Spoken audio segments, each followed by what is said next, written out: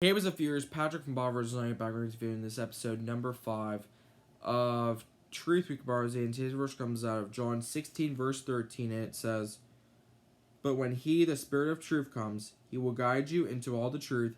He will not speak on His own. He will speak only what He hears, and He will tell you what is yet to come."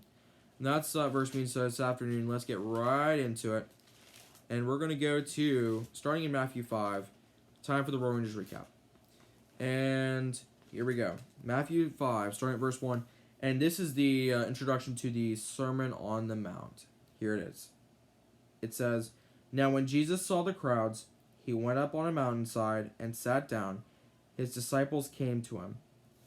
Now we're going to head over to Matthew 7, starting at verse 15. And it says, "Watch out for false prophets. They come to you in sheep's clothing, but inwardly they are ferocious wolves." Now we're going to go to verse 21, and it says, "Not everyone who says to me, 'Lord, Lord,' will enter the kingdom of heaven, but only the one who does the will of my Father who is in heaven." Now we're going to jump over all the way to verse 24, which says, "Therefore, everyone who hears these words of mine and puts them into practice is like a wise man who builds his house on the rock." And, verse 25, it says, "The rain came down, the streams rose, and the winds blew, and beat against that house, yet it did not fall because it had its foundation on the rock." And finally, verse 26, "But everyone who hears these words of mine and does not put them into practice is like a foolish man who builds his house on sand."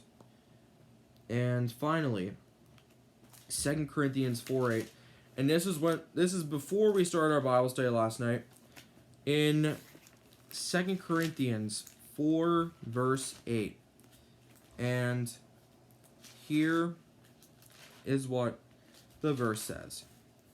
And it reads in verse 8, "We are hard pressed on every side, but not crushed, perplexed, but not in despair." And that's all for the verse portion.